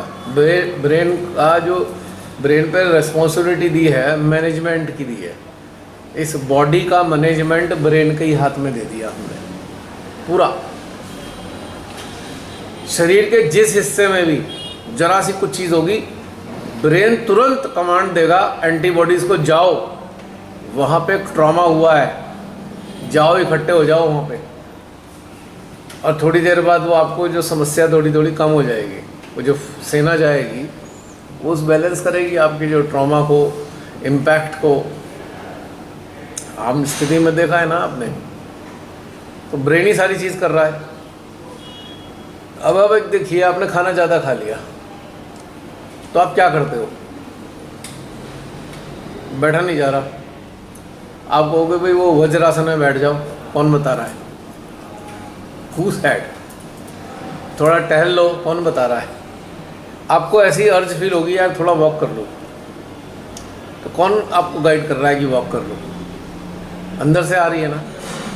आप बहुत धूप में भागे भागे जा रहे थे, भागे भागे आ रहे थे, घर में पहुंचे धूप में, तो आपके अंदर आया रूह अफ़ज़ा पी लूँ। कौन बता रहा है? ये ब्रेन गाइड कर रहा है आपको, क्योंकि इसको, इस बायोलॉजिकल यूनिट को ठीक रखने की जिम्मेदारी है ब्रेन के पास, कि ये बायोलॉजिकल यूनिट है, ब्रेन तेरे अंडर में है, तू इसकी देखभाल करेगा। और जब ये ब्रेन एनलाइटेंड होने लगता है तो फिर ये सूक्ष्म शरीर का भी पोषण यही करता है। इंटरेस्टिंगली अभी एक ब्रेन स्थूलता की तरफ देख रहा है, एक छोटी सी जिम्मेदारी लेके बैठा है, वो स्थूलता की देखभाल कर रहा है। जब एनलाइटेंड हुआ तो सूक्ष्मता की देखभाल भी ये कर रहा है, कौन से चक्र को कौन सी एनर्जी की ज़रूरत है, सब पहुंचा रहा है ब्रेन। अब ब्रेन स्पिरिचुअली इंटेलेक्चुअल बन गया है, वो आपको बहुत सारी चीज़ें बता रहा है। आप दुखी हो गए हो, दुखी हो गए, परेशान हो गए, सोच रहे हो किसी परेशानी में गिर के, ब्रेन ने आपको याद दिलाया, अरे वो वाली चीज़ सुनी थी, आपको जैसे याद आया आप ठीक हो गए। छोड़ो परे, गड्ढे में ढालो, कहा गया था छोड़ दो। माँ का एक लेक्चर याद आ गया, तो किसने याद दिलाया? आखिर याद दिला कौन रहा है? ब्रेन। जब ये माइंड के कंट्रोल में होता है तो ये डिस्ट्रॉयर की भूमिका अदा करता है। डिस्ट्रॉयर, अरे इस यूनिट को ख़त्म करो, बेकार है, किसी काम की नहीं है, एंटी गॉड हो गई, एंटी नेचर हो गई, एंटी ह्यूमन हो गई है। Destroy this biological unit. तो ब्रेन ही पूरे शरीर को नष्ट करने पे लग जाता है। गैंग्रीन को एक्टिवेट कौन करता है? कैंसर सेल्स को एक्टिवेट कौन करता है? माइंड के अंडर में तो आप फंस गए।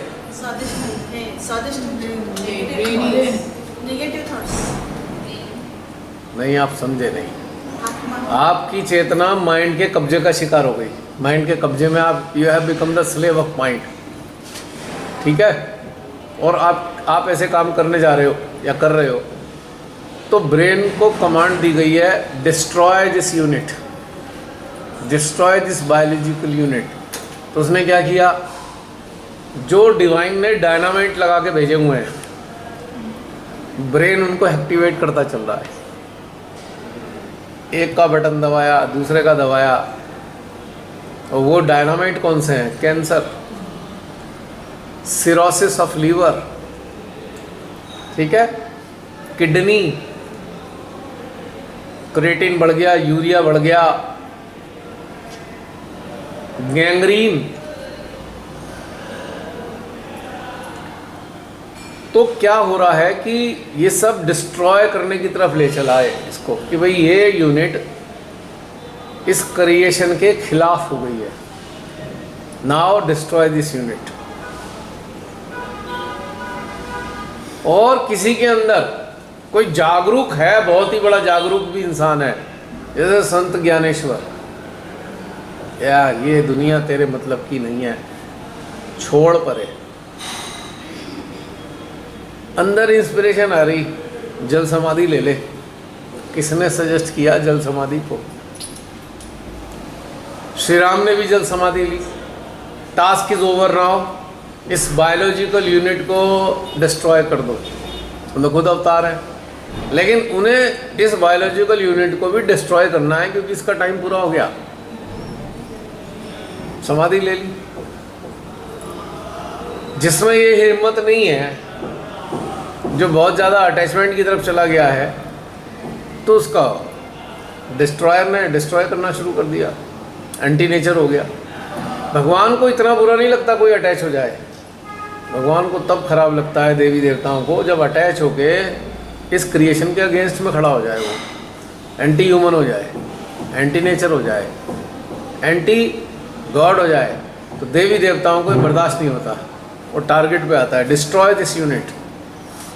अब बढ़िया बढ़िया ऐसी ऐसी चीज़ें लग जाएंगी वो डिस्ट्रॉय करने की।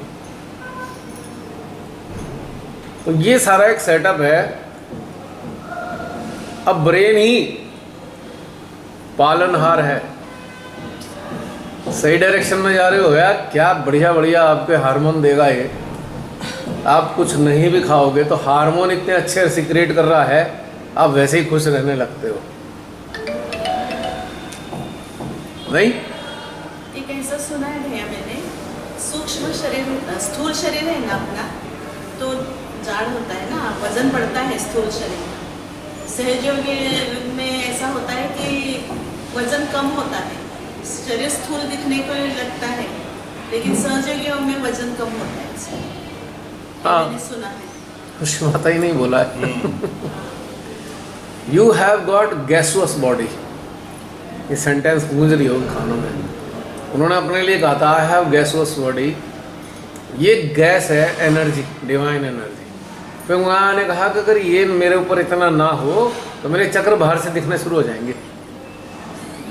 तो इनको कैमोफ्लेज करने के लिए मुझे ये सारी चाहिए। गैसुअस बॉडी बोला है उन्होंने कि आप बिल्कुल लीन एंड थिन नहीं रहोगे, आप थोड़ा सा हल्के हल्के फ्लैबी हो सकते हो। और ये गैस वो है, ये जो गैस है ये बेसिकली एनर्जी है, ये पावर है। इसके कारण आपकी बॉडी थोड़ी सी हल्की सी फ्लैबी है। याद आ गया होगा अजय भाई गैसुअस बॉडी वाला। किसी ने कहा श्रीमाता जी वो इस बारे में कुछ कह दिया होगा, तो श्रीमाता जी ने कहा मुझे क्या हेमा मालिनी बनना है? हेमा मालिनी को एवरेशन आती है क्या? आप मेरे से कहते हो मैं हेमा मालिनी जैसे दिखने लगूं, तब शायद उन्होंने ये बोला था। मुझे ये याद आ रहा है कि भाई I have got gaseous body and you too have gaseous body. जैसे जैसे आपका वननेस बढ़ती जाती है आपकी बॉडी गैसुअस हो जाती है, हल्का सा आप दिखाई देते हो फ्लैबी। तो इसमें कोई हानि नहीं है किसी भी कीमत पे। तो अगर आप याद करो बुद्ध की जो प्रतिमा है उनकी आकृति कैसी रही है बुद्ध की? क्या वो 6 पैक वाले थे? नहीं थे ना, हल्का सा उनका कर्व था पेट के ऊपर। वो गैसुअस बॉडी के कारण है कि वो जो एनर्जी का सिक्रेशन अंदर बॉडी में हो रहा है, और ख़ास तौर से बेली रीजन में, नाभि में। गणेश जी का भी ऐसे ही है, नाभि में। गणेश जी का तो आपको पता ही है। तो पतला होने की फैशन मत करो बोले माँ। खाम क्यों पतले हो रहे हो? आप हेल्दी रहो। नहीं, अभी फैशन आ गया है ना। नहीं, वो तो एक पागलपने की हद तक है। लेकिन ऐसा है ना कि अब विवेकशीलता इतनी है ना, ओवर ईटिंग करोगे तो फिर तो क्या हो सकता है, फिर तो हेल्थ के लिए भी हानिकारक है। लेकिन अगर आपको हेल्दी बॉडी है, आपको बीमारी नहीं लगी हुई है, ठीक है बॉडी, आपको 6 पैक वाली बॉडी बना के क्या करनी है? तो इनका स्पोर्ट्स वालों का काम है, बॉडी बिल्डर्स का काम है, या सेलिब्रिटीज़ का है, उन्हें वो शरीर की बॉडी बेचते हैं, अपनी वो आकृति को बेचकर काम लेते हैं। तो उन्हें हमें क्या करना है, उनका हमारे से क्या लेना देना है? सवाल ये है कि अगर फ्लैब के कारण कोलेस्ट्रॉल बढ़ रहा है तो फ्लैब हानिकारक है, लेकिन अगर गैसोस बॉडी होगी तो कोलेस्ट्रॉल इतना नहीं बढ़ेगा, होगा नहीं, ना के बराबर होगा, लेकिन फ्लैब होगा। आम कंडीशन में डॉक्टर क्या कहते हैं, टायर कोलेस्ट्रॉल बढ़ गया है आपका, शुगर बढ़ने वाली है आपकी, अलार्म आ रहा है, टायर बढ़ रहा है, कहते हैं ना डॉक्टर, सही भी कहते हैं। लेकिन अगर वो एनलाइटन्ड होने की स्टेट में आपके अंदर थोड़ा बहुत फ्लैब है तो आपकी जो पैथोलॉजिकल रिपोर्ट है वो ठीक हो सकती है। लेकिन अगर आप माध्यम बन रहे हो तो पैथोलॉजिकल रिपोर्ट में भी गड़बड़ी आएंगी। पर वो फिर कहानी दूसरी हो जाती है, हम उसमें नहीं जाते क्योंकि उसमें बहुत सारी चीज़ें हैं। अब बताया था ना मैंने कि आपको माध्यम तो बनाना ही है। अचानक कुछ दिन पहले की बात है, मैं अच्छा खासा सोया था रात को, सही सलामत बिल्कुल फर्स्ट क्लास चल रहा था, हाथ पैर बिल्कुल ठीक चल रहे थे। सुबह में खुली, जैसे मैं उठने को हुआ उठा ही नहीं गया, मेरी जो स्पाइनल कॉर्ड में लगता गियर फंस गया। क्या हुआ, एकदम एक्यूट पेन, और ऐसा लगा डिस्क इधर उधर हो गई। कुछ ही दिन पहले की बात है। यार ये क्या हुआ, कुछ करा नहीं, कोई ऐसी स्थिति नहीं आई तो भाई आखिर कहीं मान लीजिए आप कुछ करके आते हो तब भी कुछ हो सकता है। खैर कोई बात नहीं, मैंने कहा चलो होता रहता है ये। मैंने अपना जो पेटेंट मेडिसिन है थोड़ी ली। 2 दिन बाद मेरे पास फ़ोन आया एक सहजी का कि बहुत प्रॉब्लम में हूँ मैं। क्या हुआ? गियर फंसा हुआ है। मैं कितने दिन हो गए? 2 ही दिन हुए हैं। मैं कहा हो तुम्हारा ही आया मेरे को, ना कुछ हिला ना डुला। ये सुबह उठते ही पता लगा गियर फंसा हुआ मिला। तो ये भी घटनाक्रम होती हैं। फिर मैंने कहा अच्छा 2 दिन बाद कैसा हाल है? वो ठीक हो गया। अब मैं फंसा हुआ था, मेरे को ठीक होने में 15 दिन लग गए, क्योंकि वो सारी इंटेंसिटी जो है वो शिफ्ट हो गई। तो ये कॉमन प्रॉब्लम मैं आज से नहीं देख रहा, मैं बहुत सालों से देख रहा हूँ। अचानक रात को सो रहा हूँगा, हार्ट में शूटिंग पेन होगा, लेफ्ट हार्ट में। अगर मैं डॉक्टर को बताऊँ तुरंत आ जाओ, एंजाइना आया है आपको, एंजाइना पेक्टोरियस की प्रॉब्लम हो गई है।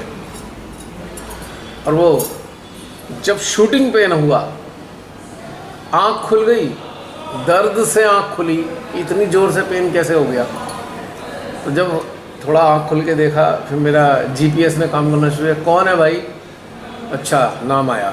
सुबह फ़ोन किया, क्या प्रॉब्लम है? इतने दुख की क्या बात है भाई दुनिया में, इतना दुखी होने? हाँ बहुत दुखी थी। मैंने पूछा नहीं क्या हुआ, मैंने कहा भाई दुखी क्यों थे इतना, मेरे को रात को जगा दिया तुमने। तो पता लगा वो सैड, वो सहजी बिल्कुल सैड स्टेट में, जैसे ग्लूम वाली स्टेट में। तो सीधा रिफ्लेक्शन आया, आँखें खोल के मतलब जगा ही दिया। इतना पेन, कभी सेंट्रल हार्ट में इतना भयंकर पेन होगा, इतना भयंकर पेन जैसे किसी ने ऐसे करके कुछ मार दिया हो। 2-3 दिन बाद पता लगेगा किसी ने जो जुड़ा हुआ इंसान था उसको बहुत सीवियरली डोमिनेट किया है। ऐसे बहुत सारे घटनाक्रम चलते रहते हैं। तो अब इनकी कोडिंग समझ में आने लगी कि बहुत सारी चीज़ें हो गई ना, इतने साल में बहुत सारे अनुभव हुए। तो ये रियली ऐसा घटनाक्रम होता रहता है। श्रीमाता जी क्या कहते रहे, अरे भाई तुम लोग अपने को ठीक रखा करो, मेरे शरीर को बहुत कष्ट हो जाता है। याद आया? तो जब आप उनके लिए उनका एक यंत्र बन रहे हो, माँ ने कहा ना आपको मेरा यंत्र बन जाओ, माध्यम बन जाओ, तो जब बनोगे तो वो सारी इंटेंसिटीज़ नकारात्मक को आपके सिस्टम को भी प्रभावित करती हैं, लेकिन वो स्थायी नहीं होती है, इसलिए चिंता नहीं करनी चाहिए। बहुत सारे शारीरिक कष्ट आते रहेंगे, जाते रहेंगे, कोई दिक्कत नहीं है। कभी शोल्डर में भयंकर प्रॉब्लम आ जाएगी, है ठीक भी हो जाएगी अपने आप ही। सुबह सो के उठो, पता लगा अरे क्या हुआ भाई, यहाँ बड़ा दर्द हो रहा है। तो भैया जो यूट्यूब पे आपकी वीडियो देखते हैं उनका भी मतलब अरे वो तो है ही। अब आप लोग बातचीत कर रहे हो, उससे मतलब ही कोई नहीं ना। They are interacting with their soul. YouTube तो बहुत वो है, हाँ। इतने सारे लोगों का हाँ। आप देखते हो नीचे कमेंट बॉक्स में क्या क्या लिखा होता है। इंटरेक्शन सबका चल रहा है तो कहीं ना कहीं कनेक्ट होते ही है ना। हार्ट से कनेक्ट हो गए तो सिस्टम से भी कनेक्ट हो गए, तो सारा आदान प्रदान शुरू हो गया ना एनर्जीज़ का। ये ऑटोमेटिकली होता रहेगा। लेकिन आपको अच्छा लगेगा बाद में कि ठीक है यार मेरे जीवन का जन्म हुआ। आप भी उस स्टेज में हो, बहुत सारी बार ऐसा होता होगा, तो आपको एक संतोष होता है ना, अरे मेरे जीवन की कुछ सार्थकता तो है ना एटलीस्ट। खाने कमाने और मरने के लिए मेरा जीवन नहीं रहा, इससे कुछ हटकर मेरा जीवन हुआ, तो ये कितनी अच्छी बात है, कितनी सार्थकता की बात है ये। Sorry, hello.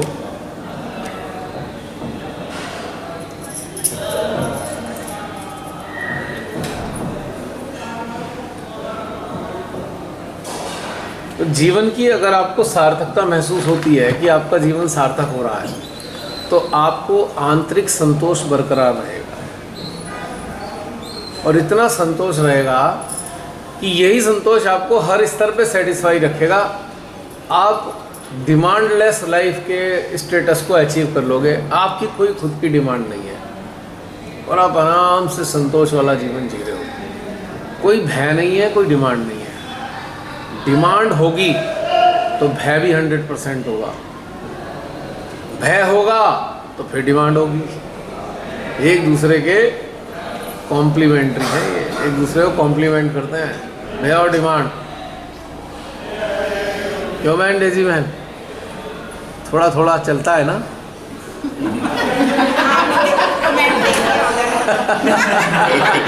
मुझे लग रहा था आप अभी इधर ही बोलोगे। मैं समझ गई कमेंट देख लिया थोड़ी तो परमिशन है ना, चल जाए ना इतना सा। तो ये भय आ गया ना, अटैचमेंट ने भय पैदा कर दिया। और अटैचमेंट किस लिए है कि एक डिमांड है, अंदर कोई डिमांड है। कल वंदे भारत में हम सब आ रहे थे ना, तो अभी डेजी जी मेरे से कह रही सुआ बोलना नहीं नहीं बोल दो। तो कल यही हुआ, जैसे बातचीत हो रही थी मतलब आध्यात्मिक उसमें, तो मेरा थोड़ा सा वॉल्यूम तेज निकलता, तो डेजी जी कह रहे, मैंने कहा आप भय क्यों ला रहे हो। नहीं वो बात नहीं, एक्चुअली मैं थोड़ी आवाज लाउड है। तो क्या हुआ कि वो जो टीटी आया ना, जैसे हम सब बातें कर रहे थे, उन लोग उसने भी बोल दिया, कह रहा है कि हमने कहा हमने ना मतलब शिफ्ट किया है, तो कह रहा है शिफ्ट किया वो तो ठीक है, लेकिन थोड़ा आपका जो आवाज़ है ना उसको कम रखो, बहुत तेज आवाज़ है। उसके बाद जो हमारे पीछे सीट पे था ना, एक बंदे ने उठ के बोल दिया, आप ना मतलब हम भी बैठ गए, थोड़ी आवाज़ अपनी कीजिए।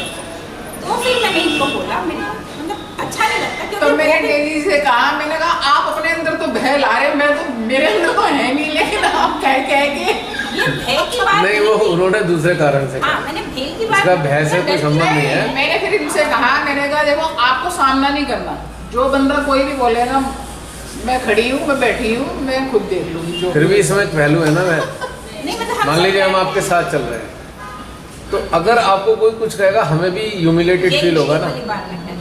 इस कारण को ये घटनाक्रम ना हो, इसके लिए बहन ने कहा होगा। और मैंने ये भी तो बोला, कोई डर वर वाली ये कहानी भी नहीं बोला है। कि जो उन्होंने बोला वो ठीक बोला। मैं तो कई बार जसलीन से कहता हूँ, तेज बोलना अरे सही धीरे नहीं है। बोलो, बहुत जोर से कान में बज रही है आवाज। इससे कई बार कहता हूँ। मेरी एक अजीब ऑब्जर्वेशन है, ये डर में नहीं आता। मेरी एक अजीब ऑब्जर्वेशन है, सही है या गलत है। सहज में आने के पहले मेरी स्पीड बहुत फास्ट थी, बहुत फास्ट थी, मतलब मैं क्या बोल रहा हूँ मुझे कुछ समझ में ही नहीं आता था। फिर मैंने नोट किया धीरे धीरे कि अगर आप ज़्यादा सोचते हो तो ज़्यादा स्पीड से बोलते हो, अगर आप शांत हो जाते हो तो ऑटोमेटिकली आपकी थोड़ी वॉइस में थोड़ी कम हो जाती है और थोड़ा प्रोलॉन्गेशन भी आ जाता है आपकी वॉइस के अंदर, फिर फास्ट नहीं बोलते आप इतना। उसका एक कारण है, जब आप अंदर अंदर कुछ सोच रहे हो तो इकट्ठा हो रहा है। जब आपको बोलने का मौका मिला तो आप बोलते नहीं हो, वॉमिट करते हो, बिल्कुल आप निकाल दिया धड़ाक से और पूरी फुल स्पीड से आएगा वो। तो क्या है कि जो आदमी को रेस्ट्रिक्ट करता है जो इंसान, उसके अंदर ये प्रॉब्लम मिलेगी कि वो बहुत ज़्यादा बहुत सारी बातें एक साथ बोल देगा, गचड़ पचड़ सारी चीज़ आउट। तो वो बोलना नहीं है, वॉमिटिंग है। अब वॉमिटिंग में देखो कितने कुछ खाया हो सब निकल जाता है। अभी वो पास्ता खाया था वो भी निकल गया, लस्सी पी थी वो भी निकल गई, सब अलग अलग दिखाई भी दे रहा है, सब अलग अलग निकल रहा है। अब उल्टा हो गया है, पहले तो पूरा टाइम बोल एलिगेशन नहीं लगता था कि पूरा टाइम बोलते ही रहते हो, और अब बोलते हैं कि तुम कुछ बोलते फिर भी कुछ नहीं बोलते हो। एक वो पुराना कोई दोहा नहीं है, डर वाली बात नहीं थी वो ऐसे ही बात थी। वो नहीं है, ना भला अति का बोलना, ना भली अति की चूक। ये है ना कोई दोहे का लाइन है भाई, ना तो ज़्यादा इतना ज़्यादा है तौबा करनी है, ना चुप ही रह जाना, बिल्कुल सुन हो गए बिल्कुल। कोई कह रहा हाँ कोई जीवित हो क्या, या कहीं कोई ट्रॉमा तो नहीं हो गया जिससे आवाज़ चली गई। कई बार ऐसे भी हम गुमसुम हो जाते हैं, ऐसे क्या हुआ भाई, भाई साहब क्या हुआ, पता ही नहीं, आवाज़ ही नहीं आ रही है। वो एक ट्रॉमा में पड़े हुए हैं, उसमें ऐसा चल रहा है अंदर, ऑर्बिटल मूवमेंट चल रहा है थॉट्स का। ऐसे बहुत देखा है ना, आपने देखा होगा कि कई बार किसी के घर में डेथ हो जाती है, यंग डेथ हो गई, तो उनसे एसोसिएटेड जो रिलेटिव है, मदर फादर व्हाटएवर, तो कई बार बहुत ज़ोर से चीखेंगे तो कई बार बिल्कुल साइलेंट हो जाते हैं। तो बड़े बुजुर्ग कहेंगे भैया ऐसे रुलाओ जरा, थपथपाओ, रुलाओ, ये करो कि रो तो दे कम से कम, क्योंकि ये जो ट्रॉमा बना है सीधा ये हार्ट को बुरा असर डालेगा। कहीं ऐसा ना हो कि हार्ट में कोई प्रॉब्लम खड़ी हो जाए। और इमोशनल का इतना लॉगिंग हुई है इमोशंस की, हार्ट बिल्कुल कंप्रेस हो गया है, तो उसे फिर रुलाएंगे कैसे कैसे करके, ऐसा देखा है ना।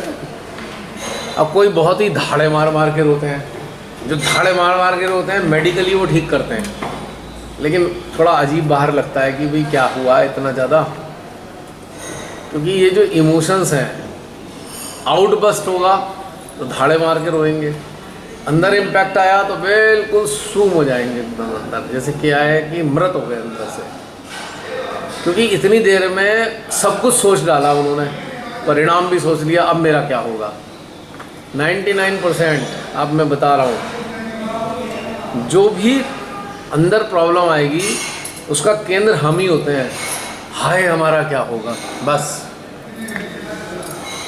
बेटा बेटी पति पत्नी कोई भी अचानक सडनली चला गया, मदर फादर भी जिनके जो हमारे को संरक्षण देते रहे, बहुत प्यार से रखते थे, सडनली एक शॉक लगेगा, अब हमारा क्या होगा, कौन हमारे को दुलार करेगा, कौन हमारा ख्याल रखेगा, है ना।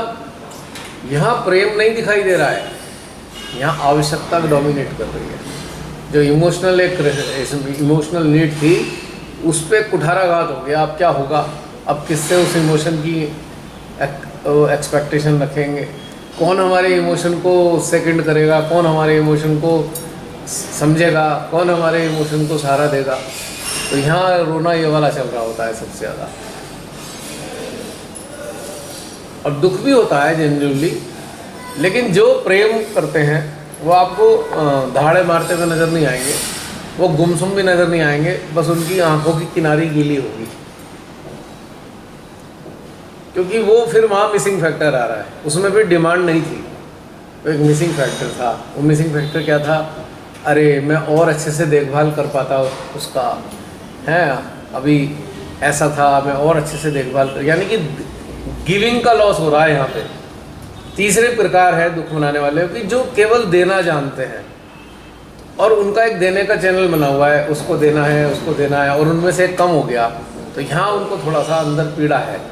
वो जो देने की जो स्थिति है ना वो थोड़ी अब गड़बड़ आ गई है, तो यहाँ कोरे आँखों में गीलापन मिलेगा, तो वो धाड़े नहीं मारेंगे और ना ही वो एकदम शॉक लग के एकदम बेहोश हो जाएंगे, ऐसा नहीं होगा। ये 3 प्रकार का घटनाक्रम है। तो जेन्युइन प्रेम में भी दुख तो होता है, पर वो दुख ये होता है कि जो हमारा देने का सिस्टम चल रहा था और एक सेंट्रलाइज हो गया था सिस्टम कि भाई एक को ही देना है। अब हर कोई इतना एनलाइटन नहीं होता जिसको सब एक से नज़र आए, वो तो 1000 लोगों को भी देगा, लेकिन जिसका ऐसा सेटअप है कि भाई ठीक है एक कोई नज़दीक भगवान ने दिया उसे, उसको अपना सर्वस्त्र देता है, रोज़ देता है, रोज़ देता है, रोज़ सब कुछ केयर करता है, तो उसको ये सबसे बड़ी पीड़ा है कि अब मैं किसको दूं। तो उसको ये आउट ऑफ लव है, जिसे कहते हैं ना लव ऑफ गिविंग। तो 3 वैरायटी हो गई मृत्यु के जो प्रतिक्रियाएं होती हैं, तो इस तरीके से आपको नज़र आएगा।